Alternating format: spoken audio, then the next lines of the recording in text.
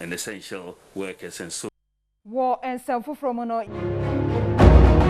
yanko epoye mantam kra wo fra no Saforo kra ewo Akuapem North kropon nim ewo sa mantam yimo na omafo wo ho no kire se wadi aban ho yaw pa fise na aro aban be se won bo se wonsuo ho nsamo a enye na enkoyi enti obeba betu nsuo ma won anya hwe kra bura ne bi no besine won munye hu sansuo kon no e be se won ho bo no enti ensuo bi a wo ho a enye no eno bi na sebe won moa etenom saa.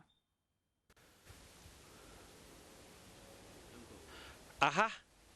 Saforo. Insuo a megina mu yi feja. Insuo wei na omanfo a wo community ha nyina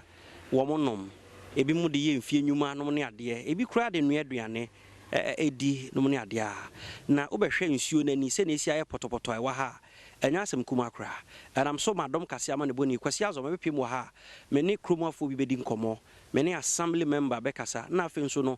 ma ya wo mo ba ha be se nsuo bi di kofi ko no aduane ma mo wura o mo manom nom no ye no mo so adi nkomo ahwe wo hawa ya wo mo famu e wo saa nsuo ya wo mo nom eho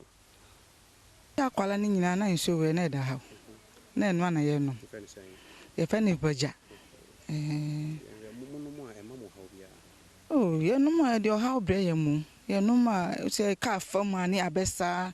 nwa kwa obi kwa to me di nantwi kwa afi komoso kwa bebe no se nsuo we so ye no ane ye no nti yesere se ye ni nsuo bi awa ha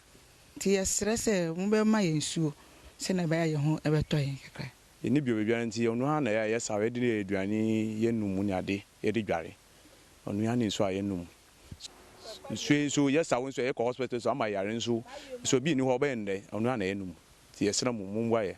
ki e ko nume miela yila me miela mi enwurame na mi lisa mi jedo na mi e ko jiko oba chi anu mi la chama nyun gbagba viola chama tamanya kpo tami yana chi bo mi amanchura mi cha da chi ata mi cha ka mi nya popo mo tami yana chi bo wonu yapo na mi papu daka na mi awonka nya no kuku na mi akpogba ano patron so enum ne esan pharmacy ye de yeduane ye de dwale ye de yenum ye yare na se ye ko hospital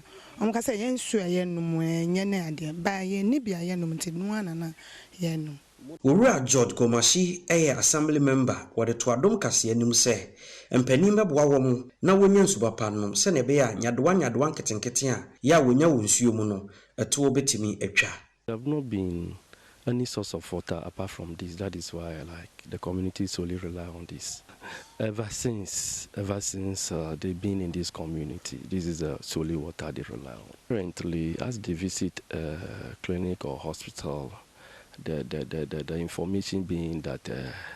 their source of water that they rely on is not actually good. And so generally in a nutshell it has been affecting their health. Emrashe bedwani a wono wo Akuapem North abato mpeswa so nana ama dokuya esiama eji ensentwefo ye se ne bedi asemu nkomo nanso wamma ne ho kwan. Kwasi azo ama